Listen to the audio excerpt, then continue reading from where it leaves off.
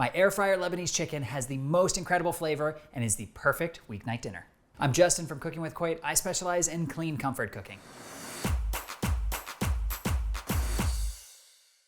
And remember, if you love this video, make sure you hit those like and subscribe buttons. Let's get started.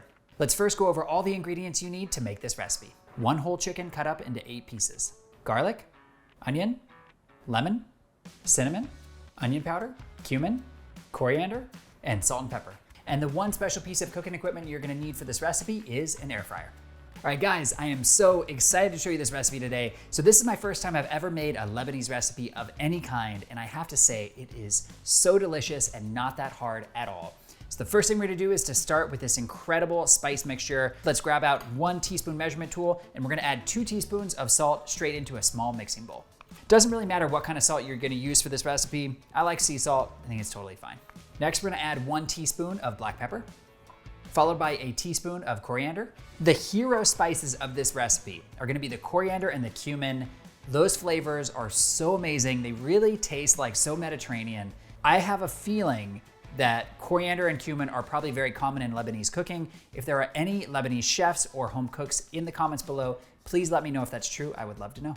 Now we're gonna add 1 teaspoon of onion powder, a half a teaspoon of ground cumin, and finally, we're gonna add a 1/4 teaspoon of cinnamon. The cinnamon adds such an incredible layer of flavor to this recipe. You're really gonna taste it all the way through, and it's so delicious. And now let's just give this a quick mix until everything is well combined. All right, so now I want you just to take a minute, smell the spice mixture. It is so incredible, so much incredible flavor in this, and I wanna show you how we're doing. This is exactly how it should look right now. Next, we wanna work on prepping our vegetables. So grab out a half of a yellow onion. I'm just gonna give it a quick trim just like this. And then I'm going to peel this outer layer.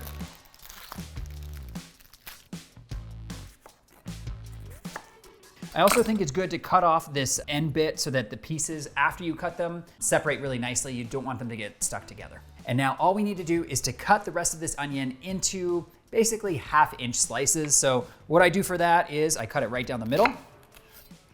Then I cut it probably 3 times this way. And this is the size piece that is gonna work out perfect for this recipe.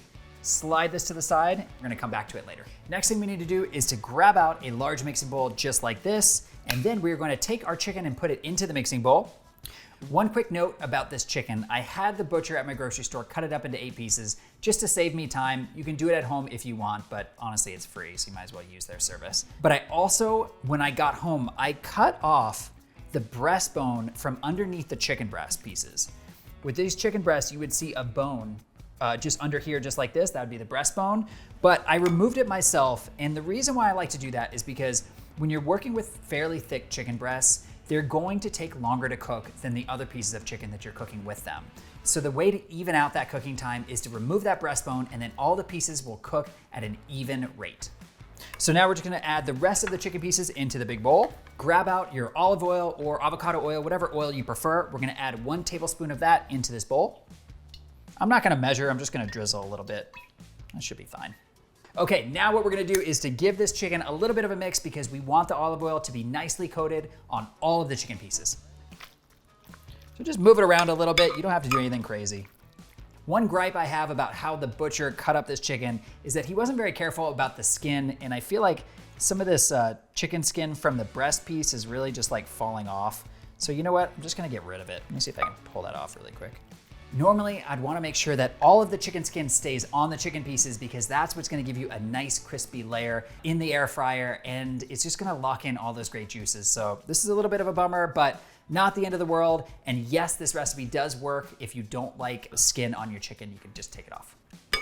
Next, we wanna grab out our seasoning mix that we made earlier and just sprinkle it all over this chicken.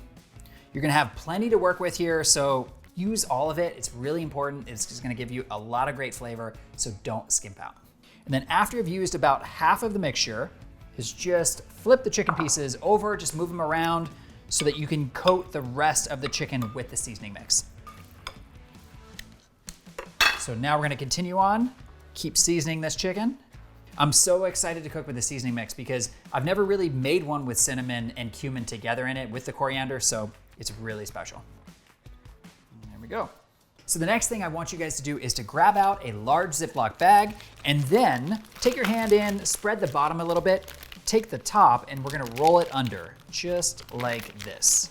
And what we wanna do is to make a little bit of a freestanding bowl. Just roll the sides, keep spreading it out, and it should be able to stand just on its own. So now what I want you to do is to take the chicken that's already been seasoned and drop it into this bag. What's really great about this rolling the Ziploc bag technique is that even if you take a little bit of the chicken and you drop it in and some of the chicken brushes the side of the bag, it's not gonna brush the outside, it's only brush the inside, so you don't have to clean it or worry about it at all. Just take the rest of this chicken and put it right in there. Now we wanna take our onions that we cut earlier and just drop those right on top of the chicken in the bag. And then next I want you to grab out your 3 cloves of garlic. We are going to grate this garlic right into the bag. I'm using a microplane to do this. That's really the best tool to grate this garlic because it's going to extract all of those great juices from the garlic and really infuse all of that flavor right into the chicken and the onions. What you're gonna notice is right when you get to the end here, you're gonna be left with a very small piece of garlic. Don't toss that out, just toss it right into the bag because it's still really great flavor. And then let me show you what the grated garlic looks like. Looks like that just there. And make sure that you get all that garlic out of the microplane because it's incredible flavor and you don't want to leave any left in there. All right, so the last thing we're gonna do is to add our lemon juice. I've got a half a lemon that I've already pre-cut. I'm just going to squeeze this juice right on top of everything. And the lemon provides a really important hit of citrus in this marinade, and I know you're gonna love this. It tastes so, so good. So after you've got all of your ingredients in the Ziploc bag, just roll it up just like this. And what I like to do is try to squeeze as much of the air out of the bag as you can. You don't have to squeeze all the air out, so don't be too worried about it. Now I want you just to massage the marinade into the chicken. You can kind of break up the onion pieces now as well if you want. Just give this a nice toss so that everything is very well combined. And now we're gonna pop this into the refrigerator and let it marinate for at least 30 minutes, but up to overnight. And if you can, try to remember to take out your chicken at least 30 minutes before you're gonna cook it so it comes to room temperature. All right guys, so I have taken the chicken out of the refrigerator. I did that just about 30 minutes ago. It's still a little cool to touch, but it should be okay to pop in the air fryer. So let's grab out the air fryer basket. And this is the beauty of these air fryer recipes. They are literally so easy. All you have to do is to dump the chicken straight into the air fryer basket, just like so. And don't waste some of those juices. Make sure you get those all in there. And now this is very important. I want you to make sure that all of the chicken skin is facing up. We don't want to cook the chicken skin facing down because that's going to keep it from getting as crispy as it could. So just arrange the chicken here so that all the skin is facing up, just like that. And it's okay if some of the chicken pieces are layering on top of each other.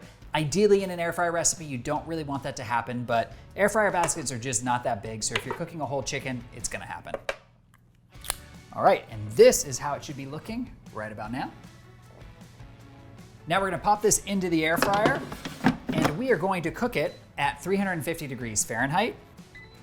Depending on the size of the chicken pieces, it could take anywhere between 35 and 40 minutes. I like to start the timer at 30 minutes and then check the temperature then. So let's start it right at 30 minutes and we'll hit go. And one important note here about the cooking time, I'm using a Cosori dual heating element air fryer. So there's a heating element on the top and on the bottom. So very often I don't have to flip anything in here halfway through. If your air fryer has only one heating element, then you might want to flip halfway through. All right guys, the 33-minute timer just finished. I did 30 minutes, but then I added 3 more just to make sure that the chicken was fully cooked. Let's see how we did. Whoa, look at how beautiful and super crispy this chicken has come out. I cannot wait to give this chicken a try. But before I do, if you love this recipe and you want to see more just like it, check out my air fryer recipes playlist. Okay, let's give it a try.